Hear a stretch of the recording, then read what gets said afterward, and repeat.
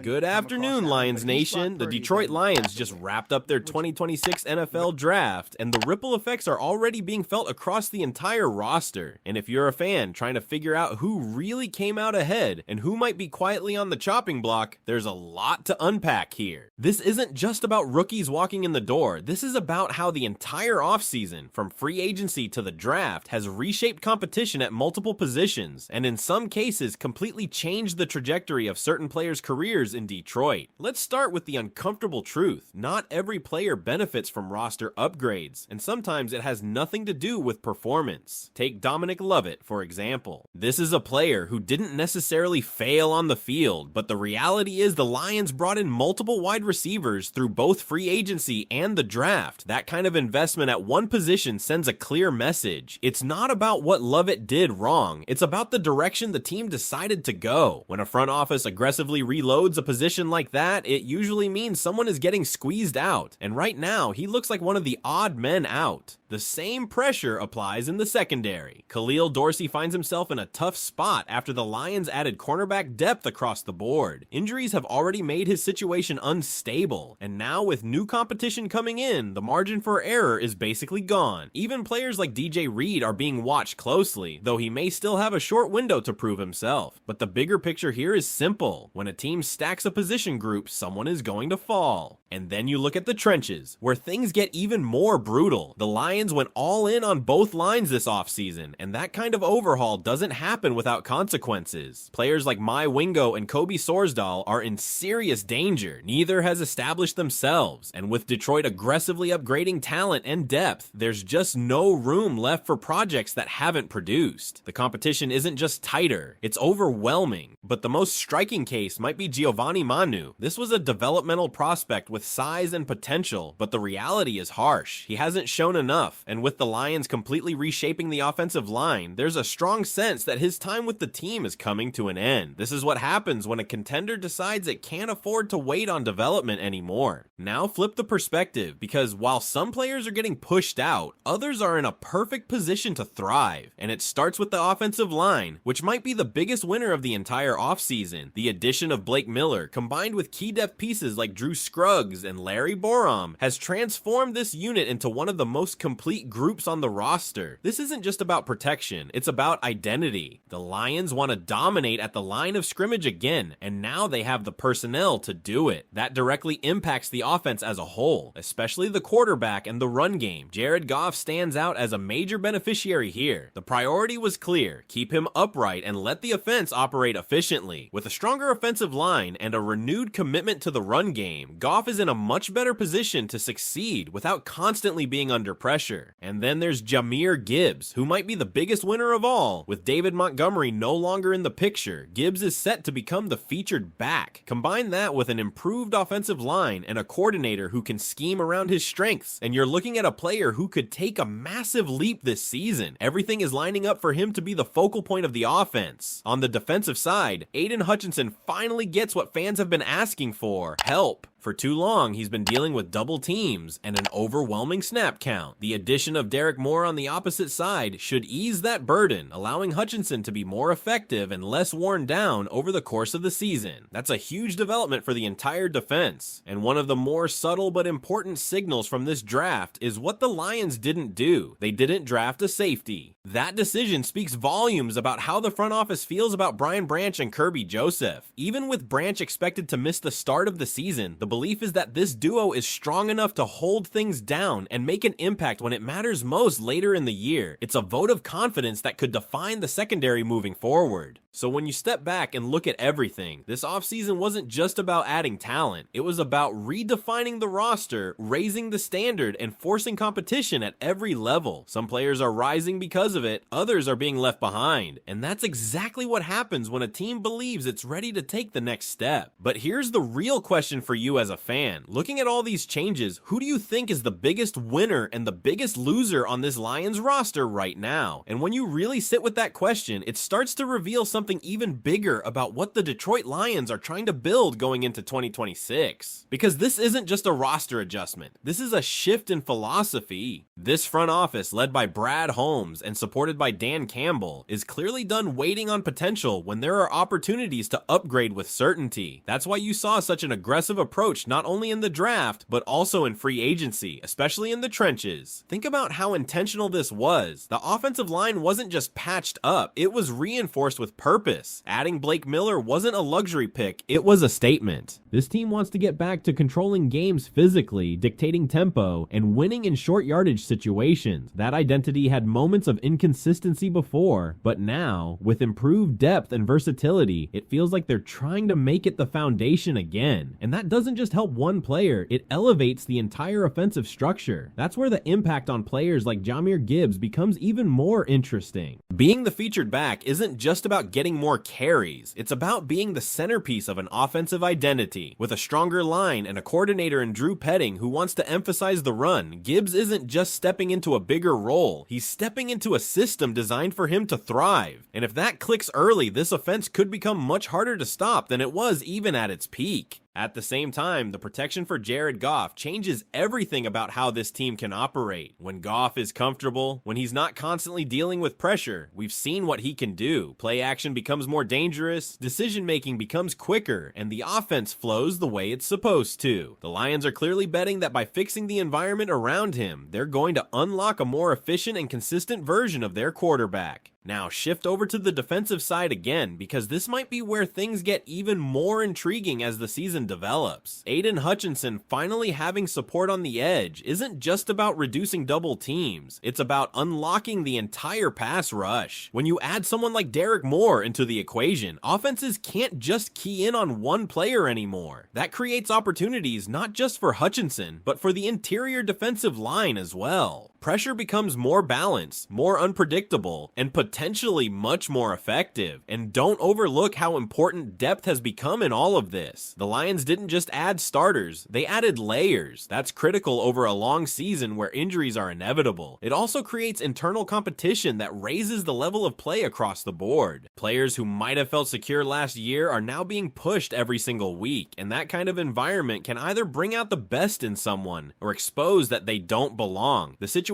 at safety is another example of calculated confidence. By not drafting the position, the Lions essentially told everyone that they trust Brian Branch and Kirby Joseph to handle that responsibility when it matters most. Yes, there may be some early season challenges with Branch not immediately available, but the long-term vision is clear. They're prioritizing how the defense finishes the season, not just how it starts. And if those two come back healthy and in rhythm later in the year, that could be a huge boost for a defense that struggled without them. So now you start to see the full picture. This offseason wasn't random, it was targeted. Every move connects to a bigger plan. Strengthen the lines, define the identity, support your key playmakers, and create competition everywhere else. That's how you transition from being a good team to potentially being a dangerous one. But of course, none of this exists in a vacuum. All of these changes bring pressure. Expectations are higher now. Players like Gibbs are expected to produce at a different level. Goff is expected to take advantage of the protection. Hutchinson is expected to elevate the defense with the help around him. And for those on the fringe of the roster, the message is simple. Prove it now or you're out. That's what makes this upcoming season so fascinating. It's not just about wins and losses, it's about whether this vision actually comes together the way the Lions believe it will. So if you're looking at everything we've talked about, all the winners, all the losers, all the changes across this roster, do you think the Lions made the right calls this offseason? And more importantly, do you believe these moves are enough to push this team where it wants to go? And the more you dig into it, the more you realize this isn't just about whether the moves were right or wrong on paper. It's about timing. The Lions are acting like a team that believes its window is open right now. Not in 2 years, not in some long-term rebuild timeline, but right now. That urgency is what's driving these decisions, and it explains why developmental players are being phased out in favor of immediate impact and reliability. Because let's be honest, the margin in the NFL is razor thin. 1 or 2 weak spots can derail an entire season, especially for a team with playoff expectations. And that's exactly what Detroit is trying to eliminate. They're not just building talent, they're trying to remove excuses. If this team falls short in 2026, it won't be because they didn't invest in protection, or because they didn't address the pass rush, or because they ignored depth. They've checked those boxes. Now it becomes about execution, and that's where things get really interesting for fans watching this unfold. Because while we've talked a lot about the clear winners like Gibbs, Goff, and Hutchinson, there's always that next layer of players who can quietly swing a season, the guys who weren't necessarily headlines this offseason, but now find themselves in a better structure, a clearer role, or with more support around them. Those are the players who often determine whether a team simply improves or actually takes that leap. At the same time, there's going to be tough decisions ahead. Training camp battles are going to be intense. Preseason snaps are going to matter more than ever, and some familiar names might not make it through to the final roster. That's the reality of what Detroit has built, competition at nearly every position. So as everything starts to come together, the real test is going to be how quickly this group gels. Talent on paper is one thing, but chemistry, communication, and consistency are what turn potential into results. If the offensive line clicks early, if the defensive additions complement Hutchinson the way they're expected to, and if the offense finds rhythm with its new identity, then this team could be very difficult to deal with. But if there are growing pains, especially early in the season, it's going to test how strong that foundation really is. And that's what makes this moment so compelling if you're following the Lions closely. You're watching a team transition from building